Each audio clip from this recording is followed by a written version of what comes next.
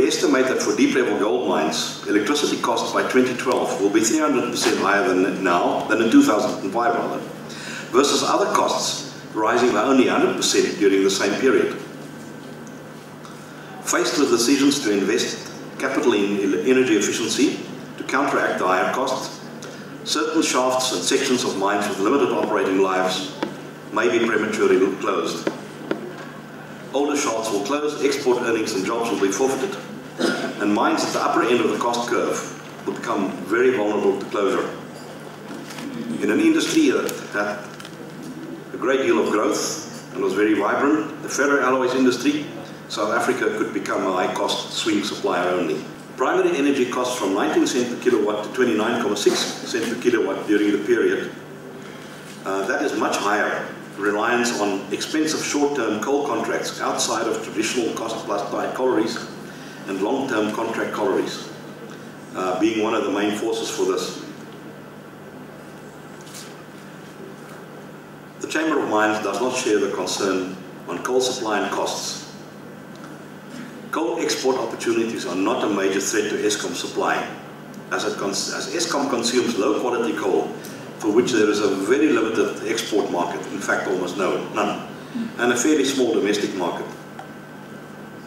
While production costs at older mines are indeed likely to increase, the concern that deeper mines and more geological disturbances will result in cost increases for coal is not justified, as a large part of the additional cost required over the next 3 years, additional coal rather, will still be produced by the same mines as at present, of which 54% are open cast mines, and their costs are probably not going to increase by that much. The average price paid by Eskom during 2009, and we calculated that from available information, is 121.54 rand per tonne. During the same period, the average price received for steam coal delivered free on board in Richards Bay was, given the exchange rate, 536.75 rand. It appears that Eskom is getting a good deal here.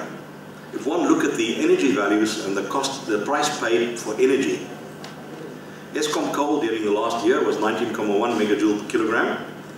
Domestic steam coal typically range around about 24.5. Export coal 25 to 28 megajoule per kilogram.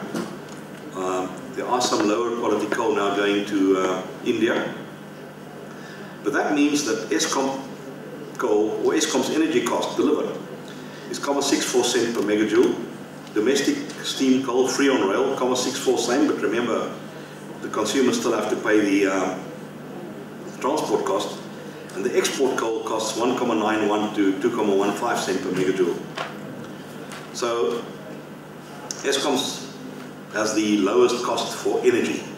We do not believe that your cost of coal, especially given that Eskom has informed us that they're going to try and rely more and more on the tight collieries and long-term contracts and try and start moving away from the short-term contracts, that this cost will rise that dramatically.